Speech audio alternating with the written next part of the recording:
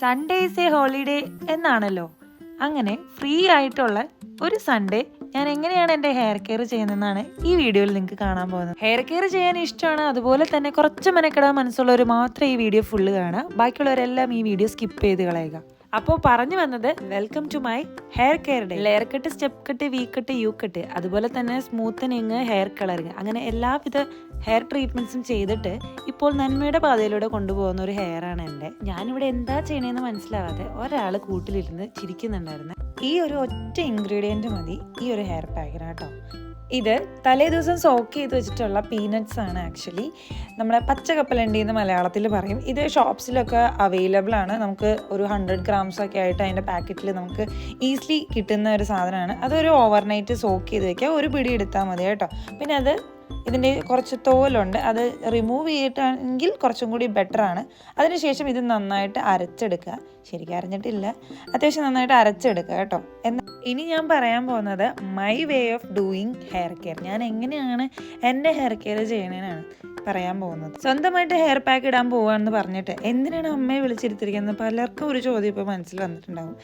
Because അമ്മ ഭയങ്കര BC ആയിട്ടുള്ള ഒരാളാണ്. അമ്മേനെ അങ്ങനെ സൺഡേ കിട്ടുന്നത് വളരെ വിരളമാണ് ഗൈസ്. സോ ഇങ്ങനെ rarest of the rare movements നമുക്ക് കിട്ടുന്ന സമയത്ത് മാക്സിമം നമ്മൾ യൂട്ടിലൈസ് ചെയ്യുക. എനിക്ക് ഭയങ്കര മടിയുള്ള കാര്യമാണ്, പക്ഷേ അമ്മ ചെയ്തു തരുമ്പോൾ നമുക്ക് എല്ലാവർക്കും അത് ഭയങ്കര ഇഷ്ടമാണല്ലോ.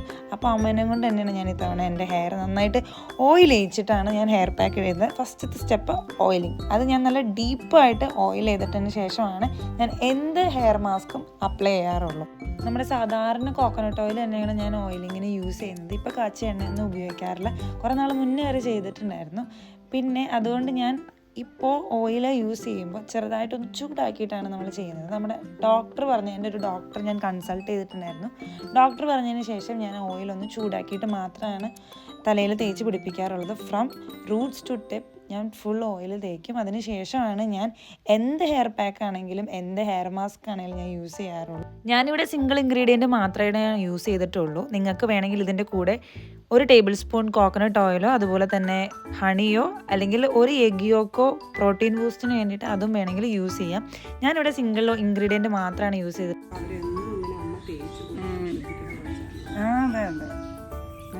തേച്ചു കൊടുത്ത് കുളിപ്പിച്ചുകൊണ്ടിരുന്ന കൊച്ചാണ്. 90 വയസ്സ് വരെ നമുക്ക് ചെയ്ത് കൊടുക്കാൻ പറ്റും.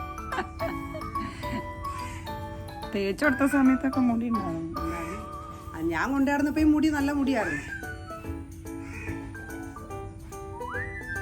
അത് കഴിഞ്ഞപ്പോഴാണ്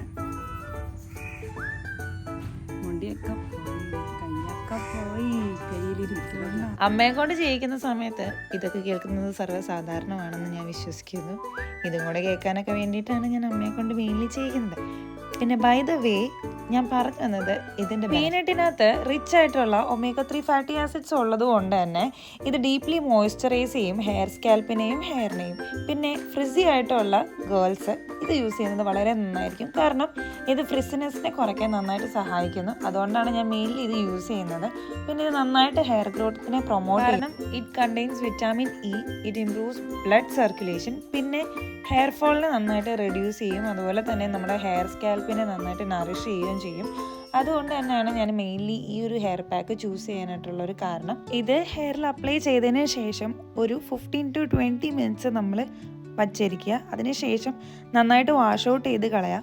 വാഷ് ഔട്ട് ചെയ്യുന്ന സമയത്ത് വേണമെങ്കിൽ നമുക്ക് ആവശ്യമാണെങ്കിൽ മാത്രം ഒരു മൈൽഡ് ഷാമ്പു യൂസ് ചെയ്തിട്ട് ഒന്ന് വാഷ് ചെയ്ത് കളയുക. കാരണം നമ്മുടെ ഹെയറിൽ ഓൾറെഡി നമ്മൾ നന്നായിട്ട് ഓയിൽ ചെയ്തിട്ടുണ്ട്.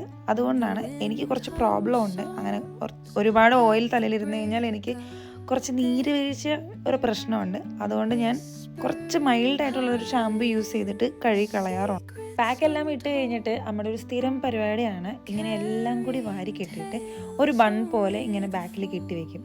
അങ്ങനെ കെട്ടി വെച്ചതിന് ശേഷം ഒരു 15 മിനിറ്റ് ഞാനിങ്ങനെ റെസ്റ്റ് ചെയ്യാൻ വയ്ക്കാറുണ്ട്.